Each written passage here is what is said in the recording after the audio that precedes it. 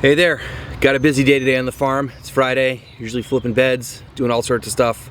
We got everyone here today and we're gonna get a lot done.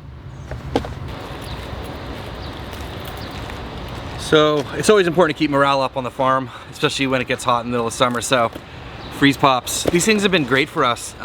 Really just, when you need to take a break, you drink a bunch of water and have one or two of these and it really takes your temperature down. I don't know, the crew loves them. We're gonna keep them here, put them in the freezer. Alright, I think we should be set for a while.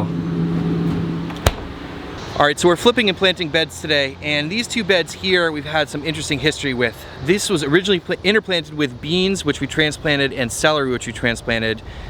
And this has not worked out because of the bunny rabbits here. They were killing the beans. We eventually tried to cover them for a while, didn't really make it. Put some other stuff in here that didn't work out. So we're gonna leave the celery, which does look to be doing decently well, and we're gonna interplant by direct seeding some beans on either side. And we have a new strategy with that now, is once they pop up, we'll cover it with lightweight row cover for a couple weeks, just to get them large enough where they can handle a little bit of pest pressure. So we can't do a normal bed flip here, so we're just gonna add a little bit of alfalfa meal sort of as a side dress, and then we'll just direct seed the beans on either side of the celery. So hopefully that works out. All right, so as we're side dressing here, we're just running a rake over it just to cover it up. It is gonna rain later today, so it should get incorporated pretty well. So I've talked before about interplanting, and it can be great for a few reasons. One is, if something fails, you can fill in with something else. Or if you don't need a full bed of something, you can mix it with 2 different crops, 3 different crops. That way, you know, you don't have too much of something. Like if you can't sell 50 feet of green onion, for example, you could do half green onion, half lettuce, or whatever. And so you don't have to worry about it all coming out at the same time. But you know, for a lot of cases, when something doesn't work out, you can always come back and fill it in later with another crop, which is great. So that's what we're doing. We're putting beans in. This is what I'm using today. These are the Provider beans from Johnny's. I haven't grown these yet, other than the bed that I started, and they did germinate well. I am using the Earthway, which I generally don't use for anything except for beans, really, because I just really don't like it. It's very it's a lot less accurate, and it doesn't glide through the soil as nicely as the Jing. But for some crops, like absolutely necessary, like the beans. So I'm gonna go seed these guys out right now.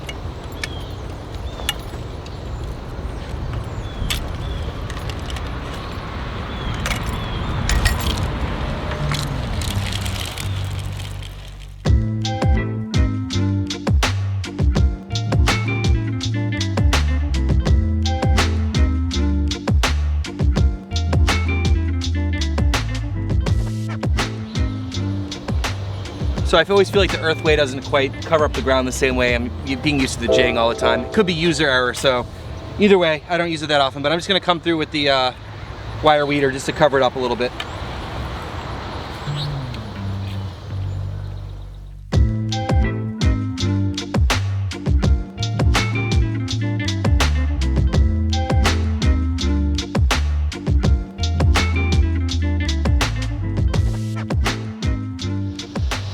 I want to take a moment here to talk about crop planting and crop rotations. And we don't have a formalized crop rotation on the farm. We just generally don't put the same crop in the bed right after we pull that crop out. We'll do a different kind of family. And so, for example, this was lettuce, and we're going to be putting beans in here. We just sort of do it that way. And because we have so many rotations on the farm, and we're always adding organic matter and nutrients and stuff, it's cool. One thing I think is really important is to leave the roots in the ground whenever possible, and we try to stick to that as often as we can. And the reason for that is you have all the biology that's going on with the microbes around the roots, and so when you leave them in the ground, that still stays active for a while until the new plants take root and start up, and that process starts again. The other thing is all those roots have created pathways in the soil, so as those break down, then the soil stays looser and fluffier, and you get a better soil overall. Plus you get all that carbon material in the ground from all the roots. So it's kind of a win-win situation. Now, some people kind of worry about being able to follow up after that when you have a lot of chunky residue in the soil. And so you can kind of plan around that a little bit. So for example, we had lettuce in here, which was 4 rows. And so I knew that planting like baby greens, and this is probably gonna be impossible on this round. So what I did is I planted beans in here. And because I'm doing 2 rows into 4 rows, I can kind of sneak them in. Or if you're doing like you know, 4 rows followed by 3 rows or 3 rows followed by 4 rows. You can kind of get in between them and work around it a little bit. So there are ways to do this, and there's some great farmers that do plan sort of their whole successions and their crop planning based on what's coming out, what's going in, how many rows, and how they're going to be able to seed that. Transplanting into residue is a lot easier because you can kind of just move things a little bit in either way and make it work. But you know, this looks a little bit chunky now, but I'd much rather leave that organic material in the ground for all those reasons. So just want to take a minute to talk about sort of the thought process there and how we work around that. All right, so we got some amazing fig trees on the property, and they're just starting to fruit. Check this out. So they look awesome. Whoop. And just taking a break from planting, but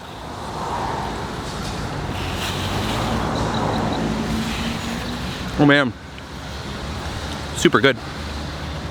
And just to give you guys an idea, this is the all the fig trees here. One huge area of fig. Hopefully getting a lot of production soon out of this. Should be cool. So after doing the beans, I did a couple beds of beets. Kate and Erica are working on the next succession of green onion. We've been planting green onion about every 6 weeks or so.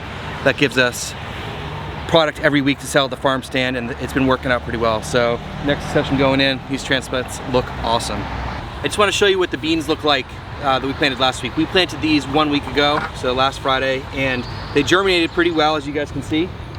And so what we've been doing to keep the bunnies away from them, because they come and try to eat these really tender leaves, we just cover this with row cover. So we're using these low hoops and lightweight row cover, and we just any day that we're here, we'll uncover it so it doesn't get as hot. But this has been helping us to get the plants big enough so that we can take off the row cover and they'll survive.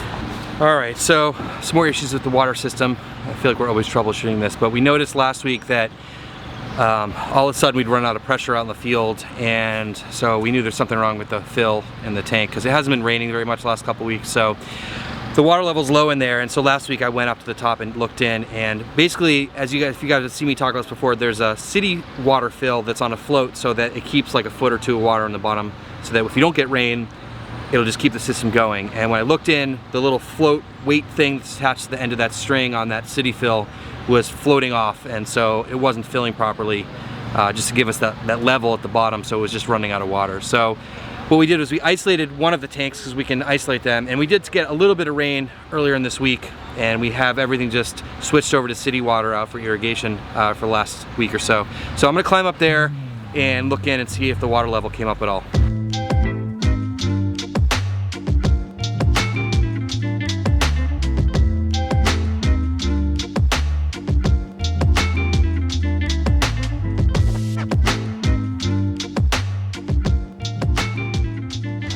All right, so it rained a little bit and the tank came up, you know, about halfway or so with water, which is great. I didn't want to just fill it up with city water because that would just be a lot of city water to fill it up with.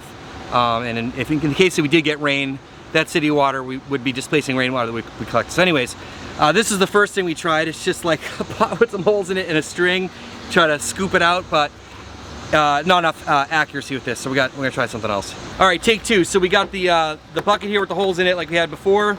Now you have a piece of pipe, and it's got the flange on the bottom here, so that way when I'm pulling up, it'll keep the bucket from sliding down. I got this string still on here. This will be like the safety string, and it'll probably give me, hopefully maybe a little bit more control. I don't know, we'll find out. Let's give this a try.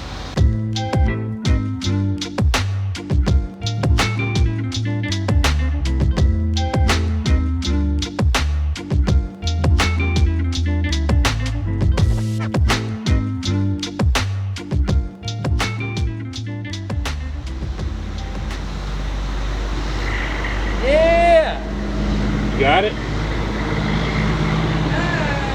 That's one.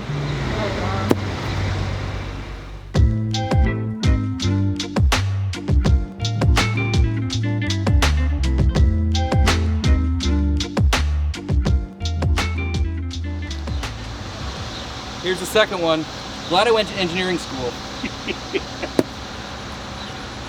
All right, so I kind of explained this before, but this string here is attached to the top of the city fill, and there's a simple float switch attached to that. And so when the tank drops too low, this hangs down, opens up that switch, Pretty simple. These were the weights that were attached on here, and I guess they fell off. I'm not sure how they were secured, but we're just gonna zip tie them on.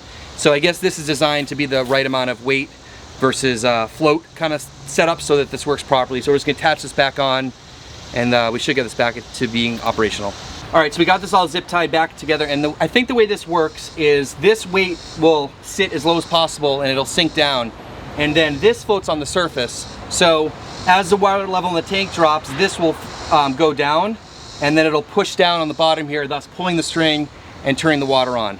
So I'm gonna put this back up in there. We should be good. All right, so we had actually isolated this tank, as I mentioned before, to try to get the water level to rise as quickly as possible, so we're only filling one tank at a time. So what we're gonna do is open this valve here. Gene's gonna open slowly to try to equalize the two tanks and send half of this water then over to the other tank. And basically we should be back in business. Should be good, right, Gene? Yeah, I hear water moving. Okay. All right. Got about halfway So we should be back in business. Yeah. It's always good on your farm to have a backup plan, and sometimes it's even great to have a backup for your backup plan. And so in the case of irrigation here, we're using this really cool rainwater system, and the backup for when it doesn't rain is that city water fill. But that stopped working, and so if we didn't have a backup for that, we would be without irrigation. So luckily, we were thinking ahead and giving ourselves options. So at all the places on the farm, so like out here in the field, also over behind the wash station and another area, we have two hydrants. One is for city water and one is for the rainwater system. So when that rainwater system went down, we just hooked up our full irrigation to this hydrant here and we're able to run it. And so, you know, as we were waiting for that tank to fill up and do what we had to do today, we still had irrigation out here. We could still run our timers and everything like that. So really important to have backups for your backups. So I want to share something with you guys, and this is just a great example of this sort of collaborative community farming effort and just having really great people involved in the farm. Gene came up with this. I didn't even know he was doing this. This is super cool. So he made a little shelf here for our buckets on the door, which is awesome because it's really easy to grab if you're just coming up to the tool shed here to grab your buckets. It also keeps them off the floor, so it keeps it a lot more tidy inside the shed. Just simple stuff like this just is so cool. So kind of a busy day on the farm today. Generally we're on a Monday, Wednesday, Friday schedule. Wednesday's harvest day, so Friday, you know, we've just harvested a bunch of stuff. So generally it's a flipping bed and planting day, and so we did that. A couple other things. Obviously, always projects going on, things gotta fix. And yeah, just showing you guys what's going on today. Take you guys along for the ride. Hope you enjoyed this video. Thanks so much for watching. Please hit subscribe if you're not already, and we'll see you in the next one.